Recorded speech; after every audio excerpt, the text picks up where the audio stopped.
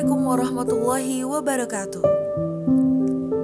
Sahabat surgaku, membicarakan tentang Al-Quran tidak pernah ada habis-habisnya. Al-Quran adalah kalam Allah Subhanahu wa Ta'ala yang merupakan sebuah mukjizat yang diturunkan kepada Nabi Muhammad SAW. Ditulis dalam mushaf dan diriwayatkan secara mutawatir, serta membacanya adalah termasuk ibadah.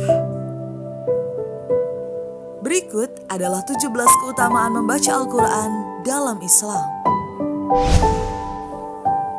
1. Sebaik-baik manusia adalah yang mempelajari dan mengamalkan Al-Quran. Sabda Nabi Muhammad SAW, sebaik-baik kalian adalah siapa yang mempelajari Al-Quran dan mengamalkannya. Hadis riwayat Bukhari. 2. Pahala membaca Al-Quran. Sabda Nabi Muhammad SAW, siapa saja membaca satu huruf dari kitab Allah, yaitu Al-Quran, maka baginya satu kebaikan, dan satu kebaikan itu dibalas dengan 10 kali lipat. Hadis riwayat At-Tirmizi. 3. Keutamaan membaca Al-Quran, menghafalnya, dan pandai membacanya. Sabda Nabi Muhammad SAW, perumpamaan orang yang membaca Al-Quran dan ia menghafalnya, maka dengannya bersama para malaikat yang suci dan mulia. Sedangkan perumpamaan orang yang membaca Al-Quran, sedangkan ia senantiasa melakukannya meskipun hal itu sulit baginya, maka baginya 2 pahala.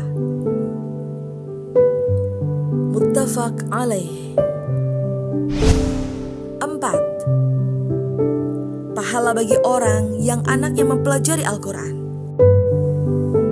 Siapa saja yang membaca Al-Quran, mempelajarinya, dan mengamalkannya, maka dipakaikan kepada kedua orang tuanya pada hari kiamat mahkota dari cahaya dan sinarnya bagaikan sinar matahari, dan dikenakan kepada kedua orang tuanya 2 perhiasan yang nilainya tidak tertandingi oleh dunia. Keduanya pun bertanya, bagaimana dipakaikan kepada kami semuanya itu? Dijawab, karena anakmu telah membawa Al-Quran. Hadis riwayat Al-Hakim. 5. Al-Quran memberi syafaat kepada ahlinya di akhirat. Sabda Nabi Muhammad SAW, bacalah Al-Quran, karena ia akan datang pada hari kiamat sebagai pemberi syafaat kepada para ahlinya. Hadis riwayat Muslim. Dan sabda beliau Nabi Muhammad SAW, puasa dan Al-Quran, keduanya akan memberikan syafaat kepada seorang hamba pada hari kiamat. Hadis riwayat Ahmad dan Al-Hakim. 6. Pahala bagi orang yang berkumpul untuk membaca dan mengkajinya. Nabi Muhammad SAW bersabda, tidak berkumpul suatu kaum di salah satu rumah Allah sedang mereka membaca kitabnya dan mengkajinya, melainkan mereka akan dilimpahkan ketenangan, dicurahi rahmat, diliputi para malaikat, dan disanjungi Allah Subhanahu wa Ta'ala di hadapan para makhluk dan di sisinya. Hadis riwayat Abu Daud. 7. Dapat mententramkan hati, yaitu orang-orang yang beriman dan hati mereka menjadi tentram dengan mengingat Allah.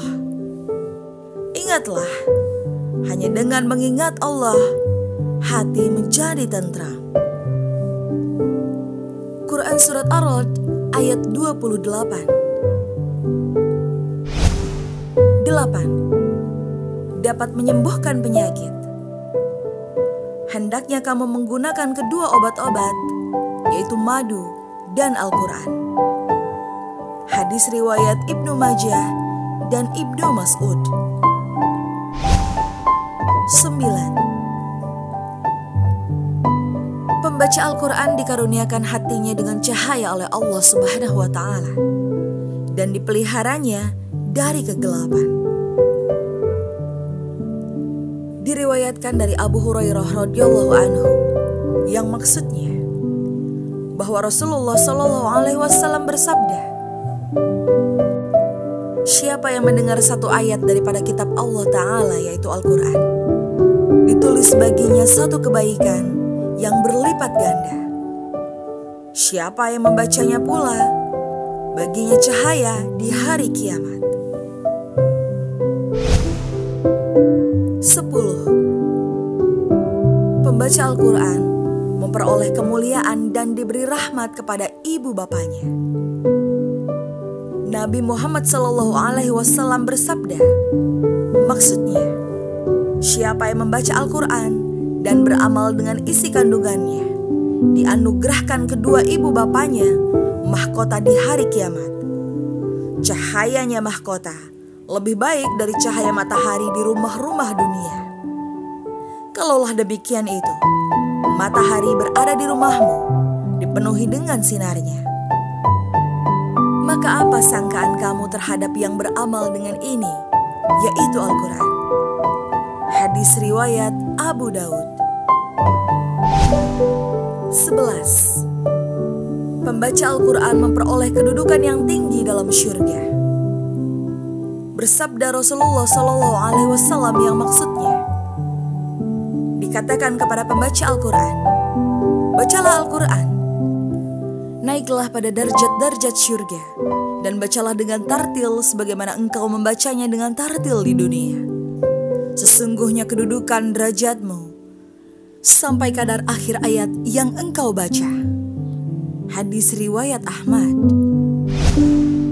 12.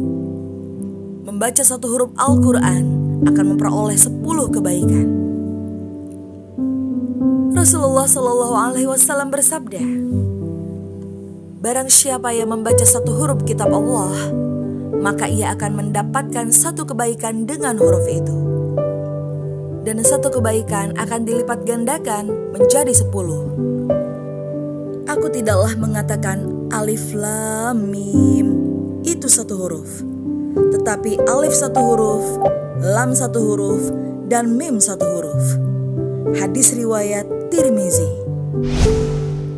13. Orang yang membaca Al-Quran secara terang-terangan seperti bersedekah secara terang-terangan. Rasulullah Shallallahu Alaihi Wasallam bersabda, orang yang membaca Al-Quran terang-terangan seperti orang yang bersedekah terang-terangan. Orang yang membaca Al-Quran secara tersembunyi seperti orang yang bersedekah secara tersembunyi. Hadis riwayat Abu Daud, Tirmizi, dan Nasai. Lihat pada Sahihul Jami nomor 3105. 14. Al-Quran akan menjadi syafaat bagi orang yang membacanya. Rasulullah Shallallahu Alaihi Wasallam bersabda dalam satu hadisnya, bacalah Al-Quran karena ia akan datang pada hari kiamat untuk memberi syafaat kepada orang yang telah membaca dan mengamalkan isinya. 15. Al-Quran adalah cahaya di tengah kegelapan. Sabda Rasulullah Shallallahu Alaihi Wasallam, aku wasiatkan kepada kalian agar bertakwa kepada Allah dan Al-Quran. Sesungguhnya ia adalah cahaya kegelapan, petunjuk di siang hari, maka bacalah dengan sungguh-sungguh. Hadis riwayat Baihaqi. 16. Ahlul Quran adalah keluarga Allah Subhanahu wa Ta'ala. Sabda Rasulullah Sallallahu Alaihi Wasallam, sesungguhnya Allah mempunyai keluarga dari kalangan manusia. Beliau Sallallahu Alaihi Wasallam ditanya, siapa mereka wahai Rasul? Beliau Sallallahu Alaihi Wasallam menjawab, mereka adalah Ahlul Quran. Mereka adalah keluarga Allah dan orang-orang khususnya. Hadis riwayat Ahmad dan Ibnu Majah. 17. Yang mahir membaca dia akan bersama malaikat, dan yang terbata-bata mendapat 2 pahala. Sabda Rasulullah SAW, orang yang mahir membaca Al-Quran kelak mendapat tempat di surga bersama para utusan yang mulia lagi baik. Sedangkan orang yang membaca Al-Quran dan masih terbata-bata dan merasa berat dan susah, maka ia mendapatkan 2 pahala. 2 pahala ini salah satunya merupakan balasan dari membaca Al-Quran itu sendiri. Sedangkan yang kedua adalah atas kesusahan dan keberatan yang dirasakan oleh pembacanya. Masihkah kita malas membaca, mempelajari, dan mengamalkan Al-Quran? Semoga Allah memberikan hidayah agar kita menjadi insan pencinta Al-Quran. Amin ya Rabbal Alamin. Rasulullah SAW bersabda, barang siapa yang menunjukkan suatu kebaikan kepada orang lain, maka ia mendapat pahala seperti orang yang melakukannya.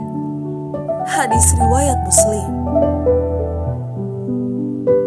Untuk itu, share video ini ya, agar Anda panen pahala. Jangan lupa like, comment, and subscribe. Wassalamualaikum warahmatullahi wabarakatuh.